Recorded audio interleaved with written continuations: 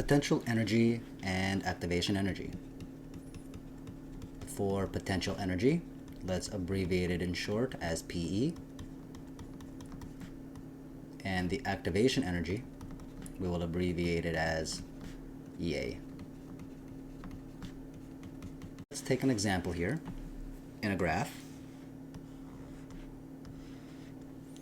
And we'll have potential energy increasing on the side here of the y-axis. And then we could have the reaction progress. I'll just put it as RxN for short, reaction progress, going towards the right. If I had a reactant here, let's have hydrogen bromide, and it is mixed with oxygen, reacting together, it's going to continue, and eventually it is going to increase. Because in order for this reaction to happen, so at this point right over here, that's the threshold that needs to be met. That is going to be our transition state. Because this area here is where bonds can form or break for a reaction progress to occur or not. Obviously, if it reaches this threshold or even goes over, then of course the reaction would be able to proceed. If not, it's just going to go backwards and nothing's going to happen. So if I were to bring this all the way down, and you see how we've crossed the point here where the reactants are. So we just pass that point and we just keep going down, and we're all the way down here now. This here is going to be our product. Let's say our product is just water and bromine gas. If I were to put this into an equation,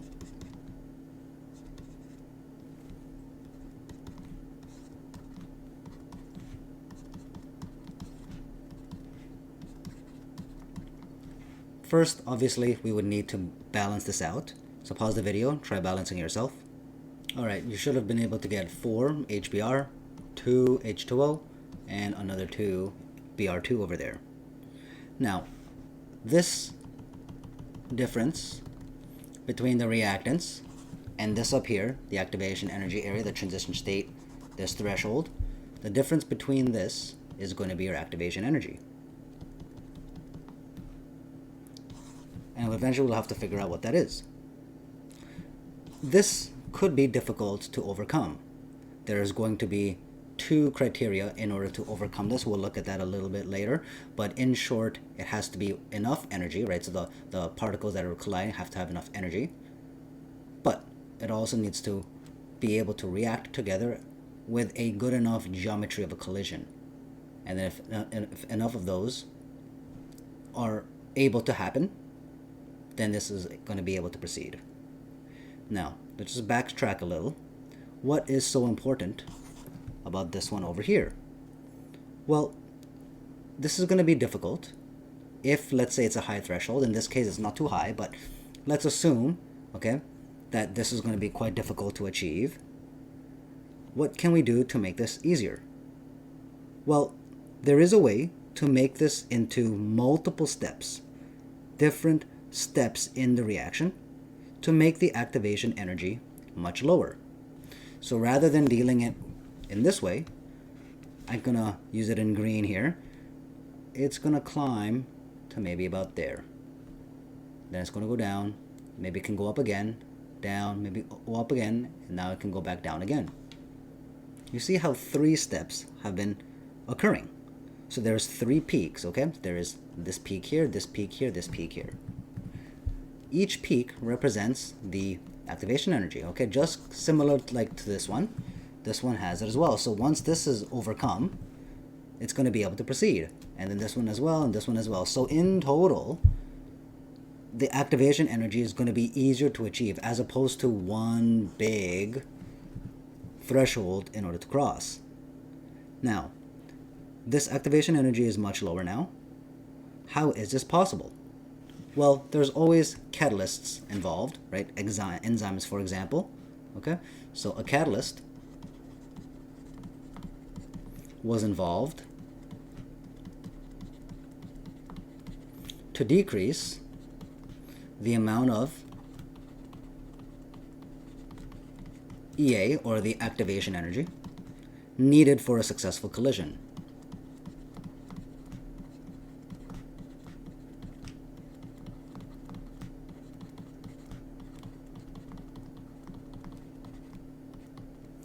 It even can then be broken down, the reaction, even more into more steps. Okay? Why? Why is this the case? Because not only to make successful collisions easier, but it's also to ensure there is no uncontrolled release of energy. Okay? So here, I'll just put that as why. Okay, why are we doing this? Why, here, I'll write this here, why do this?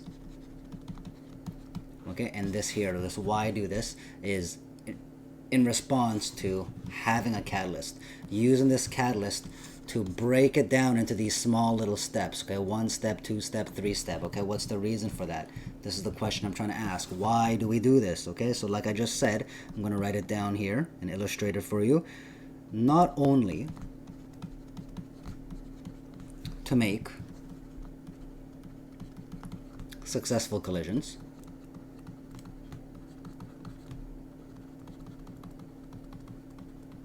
easier, because of course it's going to be a lot easier for these reactant molecules. The higher chance, there's a higher probability for a lot of them to have enough energy to hit that threshold, okay, right over here, as opposed to over here.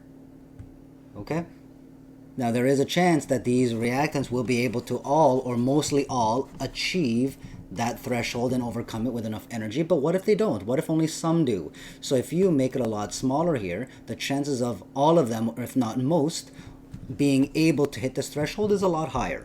Okay, so not only to make successful collisions easier, but also to ensure there is no uncontrolled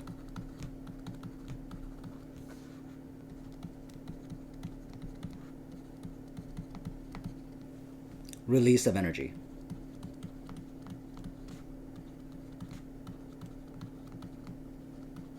I'm going to put in brackets here, similar to a spark. Similar to a spark.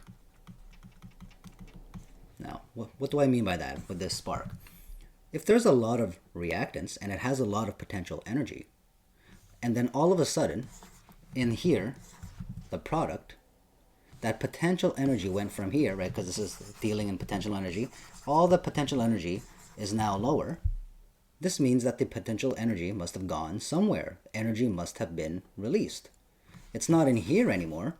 And if the product doesn't have all that energy left anymore because it's lower here on the scale on the graph, did it just disappear? No, it's impossible. It's impossible for it to disappear. It's got to go somewhere. So it got released as energy. And now we don't have to think of this as, you know, the famous E is equal to mc squared formula, right? Just in short, I mean, energy is technically mass. Okay, they're equal here. So all of this mass here, okay, and if it went into a phase where now it's a product and it has a lot less energy, right? This mass here got converted into energy and just got released out to the environment. And there could obviously be an increase production of heat or light, etc. So this energy must have gone outwards. Okay, it's still conserved, but it definitely got released. Okay, because we don't have much energy anymore for the product. So similar to like a spark. So in this case, with the help of electron carriers, we can actually continue and use this process of releasing all this energy without any damage. Okay? Because when I say over here, uncontrolled release, this is what I'm referring to for the damage. Because technically, this happens within our body all the time, this uncontrolled release of energy. But we're able to control it. Because technically, cellular respiration, quite exothermic. Yet, it's happening all the time, every single second, every single millisecond. Okay? How do we not have this uncontrolled release of energy? It's supposed to be, but we can control it quite well. Why? Because we have electron carriers. We have electron carriers in the ETC, or also known as the electron transport chain. Okay, maybe I'll write this here, in the electron transport chain.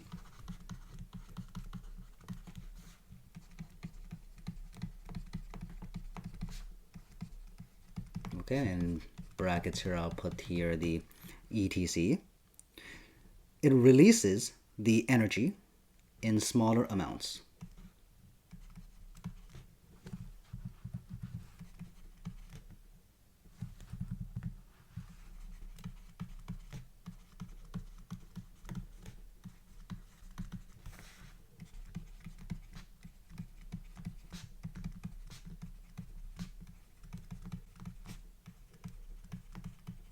Now, how is this possible?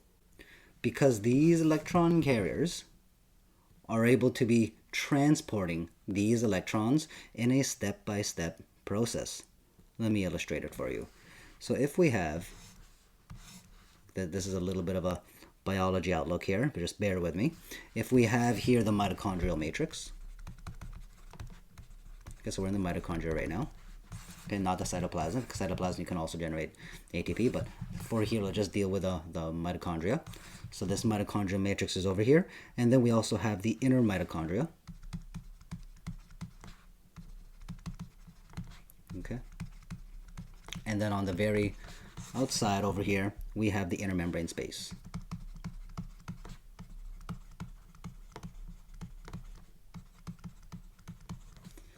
And within these, we have different complexes.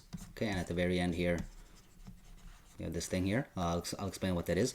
We have over here ETC1, so these, okay, and this is ETC2, and this is ETC3, and this is ETC4, okay, and then within, between each one, we have different complexes to help carry out the electrons, but let's just focus more on these electron carriers, okay, these electron carriers that are delivering this energy, right, in the form of these electrons, okay. We have these four complexes to make it a lot more gradual. So if we have electrons over here, and again, we have two that we need to focus on, NADH and FADH2.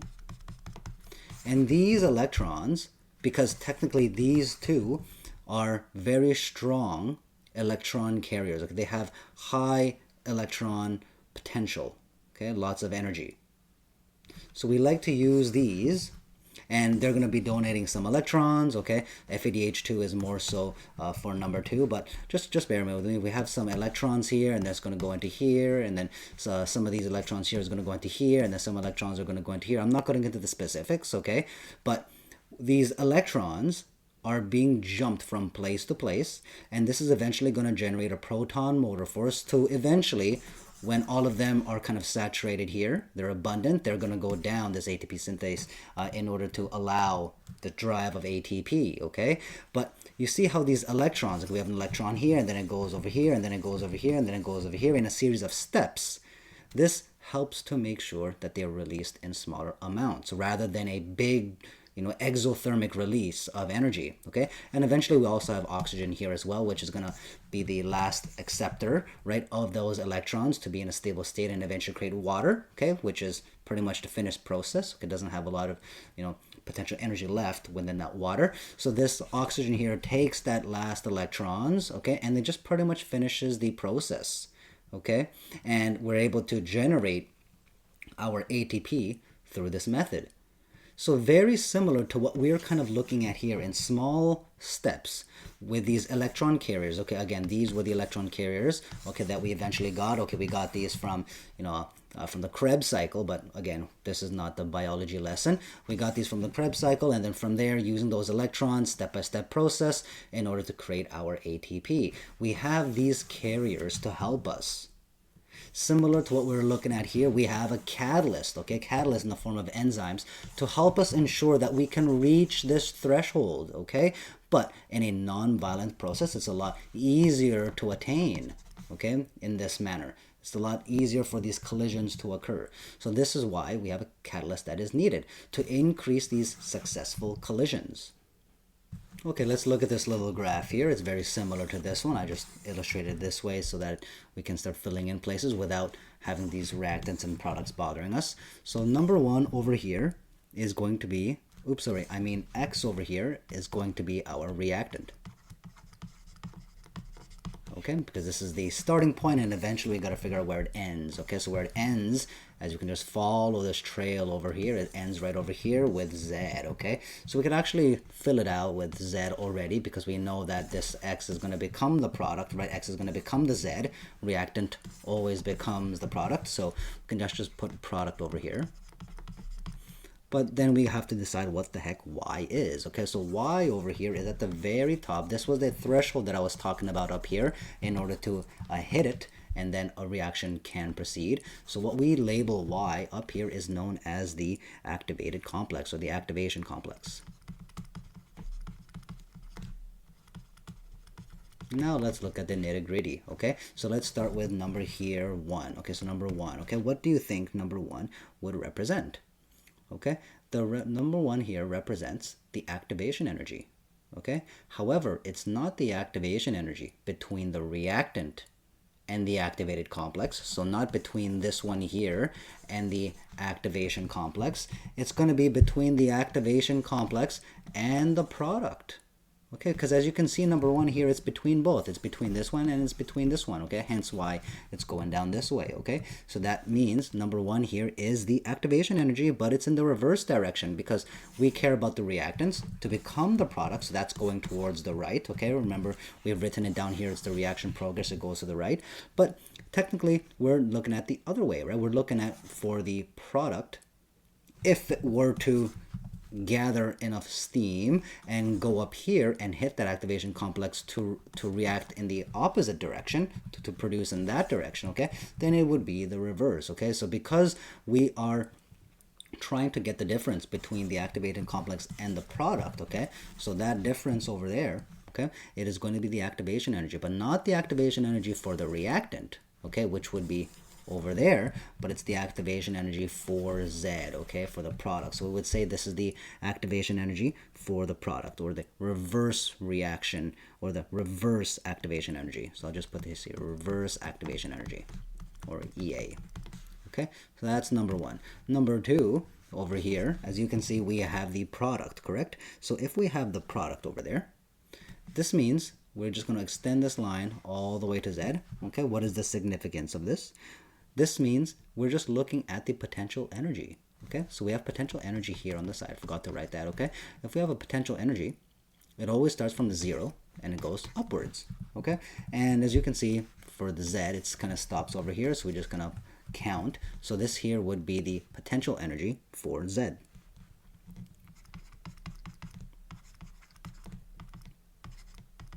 Okay, let's break it down further here on the right side. So that was number 2. Let's go to number 3. Number 3 is what we were talking about, the reactant over here. And we have the activated complex, the difference between them. So now, rather than being in the reverse direction, this is just going to be in the forward direction because we're starting with the reactant. And then the difference between them is just going to be the activation energy. Okay, but it's the activation energy forward. Okay, so forward activation energy, or EA in bracket forward. Okay, it's pretty much just the opposite of this one. Okay, so that's number 3. Okay, so then next we can do number 4. Okay, where is number 4? It's this one over here. What does that represent? Well, it represents the catalyzed reaction. Okay, so it's the catalyzed reaction. So I'll just put this here, catalyzed reaction. Okay, I'll just put here in the bracket, this is the path. Okay, so obviously the path that we would be trying to take normally would be from the X, okay, and it goes to the Z. It's supposed to go up and it's supposed to go down in that path, but we're obviously using a different path, kind of like what I was looking at before, okay, with the example in the biology perspective, where it takes smaller steps and it's easier to attain that. So we took a different path, right? So instead of taking this path up here, we took this one. Okay, so it's catalyzed, probably used an enzyme. Okay, so that was number 4. Next, number 5, we have over here the reactant. Okay, so if we have a reactant over there, we have to find the difference between that reactant, so number 5, okay, with the very, very bottom of the graph. So very similar to number 2. Okay, we're just going to count from 0 all the way up to where it ends, right over here. So it just goes up, okay, and then we just kind of end all the way here to number 5. So similarly to number 2, it is the potential energy, not of Z, but it's the potential energy of X. I'll just put this here, potential energy for X. Okay, so that's number 5. And that's number 6. Okay, we have the potential energy. Okay, potential energy of what though? It is the potential energy of the activated complex, because look, we're starting at 0 again. Okay, and where does it end? We're ending it all the way up there, okay? We're ending it at Y. So we know that Y is the activated complex, so here is the potential energy, okay, for the activated complex. Or activation complex, same thing. Okay, so that's number 6. Okay, then we can move on to our last one, number 7. What would this one be? This is definitely what you're very familiar with. We've been drilling this, again and again throughout this series of thermochemistry. We have the reactants over here, then we have the products over here, so this delta H, okay, is going to be our enthalpy change.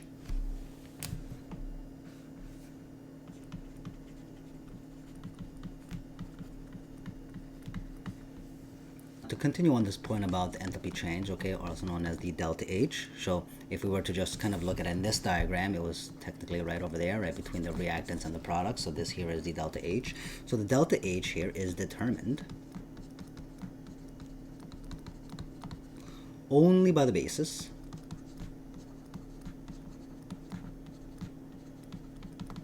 of the difference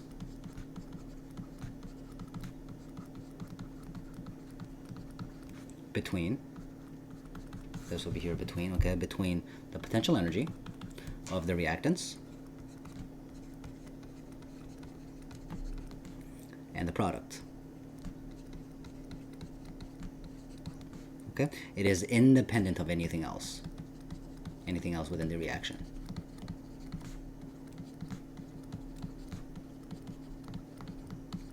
Okay, of any other reaction. Here, maybe I'll write that here, any other reaction. Okay, this stands for reaction. So then how do we determine the activation energy if we rule out delta H, okay? Because technically if we're trying to figure out what this difference is, okay, this EA over here, we should be looking at everything, okay, every single component part, okay? But if we rule out delta H, because technically delta H doesn't care about any of the other processes that kind of occurs here, okay, it only cares about the final and the initial. I mean, technically this will be initial, right? So it's only the so the initial and the final, okay? That means it's delta H is not really going to be useful for us. So then how do we figure out this delta EA, okay? Sorry, not a delta EA, but the activation energy, right? The EA. How do we figure it out, okay? So I'm gonna pretty much write it down here. Then how do we determine the energy? So this will be the question here. Then how do we determine the activation energy if we rule out delta H, or enthalpy change? Because we have to look at the observation of the whole reaction rate at various temperatures through various different types of tests. Okay, so how? It's by observing reaction rate at various temperatures.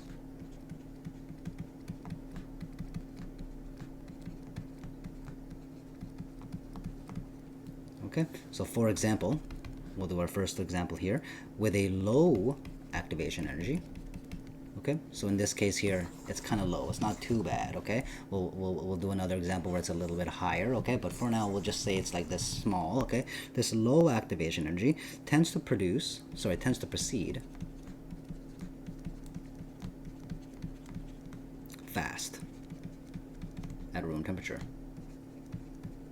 And I'll put temp for temperature, okay? Why is that the case? Because it's easy to attain, right? It's easy for a lot of these collisions, right, as well as good geometry of the collisions, to be easily hitting this threshold. This means that if they're here and they need to attain this threshold, it's not going to be difficult because it's so short in terms of distance, okay? So they're all just going to kind of hit that threshold without a problem, and then of course then you're just going to go drop down. Where does all of this energy go? Okay, the energy is going to get released, right? So it proceeds to happen very, very fast, okay? However, if we do another opposite approach, if we were to go another example here, and let's say we have a high activation energy, okay? So rather than here, it's like all the way up here now, okay? So the activation is quite large over here, okay? So if we have a high activation energy, it's going to do the opposite. It's going to tends to proceed slow, okay? And this is the same, okay, here at room temperature. So of course the amount of collisions and geometry needed for all of these or most of these in order to attain and hit that threshold is quite difficult, okay? Some will, but others won't, okay? Hence why the process, okay, to release that energy going down, okay, because all of this going downwards is going to start releasing the energy, like I said, okay? It's not going to happen very fast because there's not a lot of it that's going to be able to proceed throughout the reaction. It's just more difficult to be able to hit that threshold. So only some will be able to cross. So hopefully that helps. Let's look at this question. What criteria must be met in order to have an effective collision between reactant particles? Okay, so of course, number one, it's going to be the sufficient energy. That's going to be one of them. It needs to be excitable enough to hit that threshold. And then number two, it needs to have a geometry orientation of collision.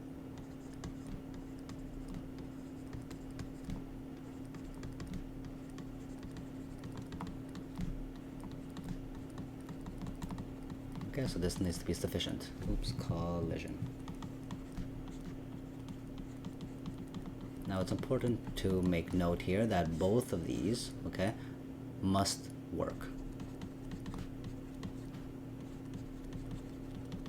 Okay, they both must be obtained.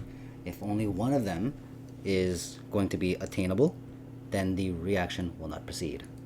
1 milliliter of gas, there can be about 10 to the 28 collisions per second between the reactant particles. With such a high number of collisions, you might expect all chemical reactions to go to completion instantaneously. Why does this not happen? Like I said earlier in the previous question, there needs to be a sufficient amount of energy to overcome this potential energy barrier, okay, between this reactant and the product. That's not what's happening here. If you read this closely, all it's saying is it has such high number of collisions. It doesn't talk anything about the sufficient amount of energy, okay? So the sufficient amount of energy must be in place as well, not just how many collisions there are. Each collision must have a certain amount of energy to overcome that potential barrier, okay? So maybe we'll write that down over here. First thing here is the insufficient amount of energy.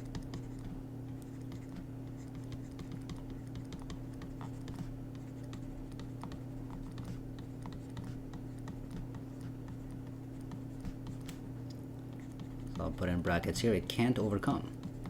Okay, it can't overcome the potential energy barrier. Okay, between the reactants and the products. Okay, that's the first one. Okay, the second one is obviously for the wrong geometry. Like I said previously, okay, if you just have one of them, but this one is unfortunately not obtainable, then not all of it, all the chemical reactions, are going to concede and complete instantaneously. Let's look at A. What is the meaning of the term activation energy? It's the minimum collision energy needed. Minimum, min here for minimum, okay, minimum collision energy needed, okay, to undergo a reaction. Okay, obviously this here is between the particle reactants, okay, so the particle reactants need to have a certain amount of energy, okay, to undergo a reaction. Next we have B. Reactions with a high activation energy are generally slow at room temperature. Why? Okay, well, we already know based on our graph over here, if it is very high, like that, it's going to be quite difficult for all of these different reactants to be able to obtain and hit one another with enough geometrical orientation to align to be able to hit this. It's going to be quite difficult. So only particles with this. So only particles with, here I'll just put this as with, okay, with kinetic energy of the same or greater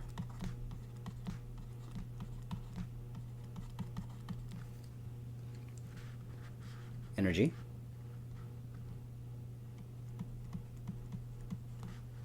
okay, then the activation energy will react. Okay, so this was kind of what I was talking about here. Only some of them will be able to. Okay, so if only a few, so some from here, okay, that are able to obtain it. So if only a few particles may have high enough energy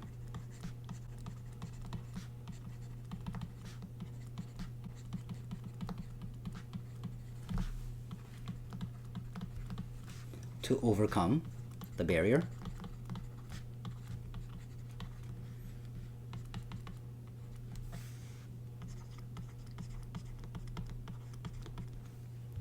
Okay, then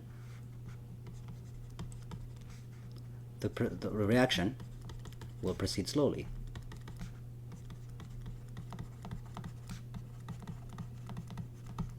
Okay, because some of them here will eventually maybe hit that threshold, but that might happen a little bit later. They're not all going to be able to hit that threshold at the same time.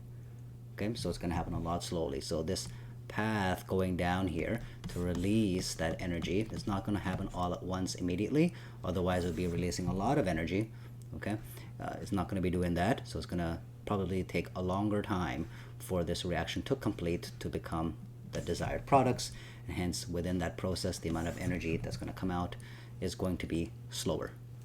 All right, so these are the two green questions of the day. This is the first one, and this here is the second one. Please give this a try on your own, pause the video, and I'll be giving you the answers shortly. This is the answer to the first question.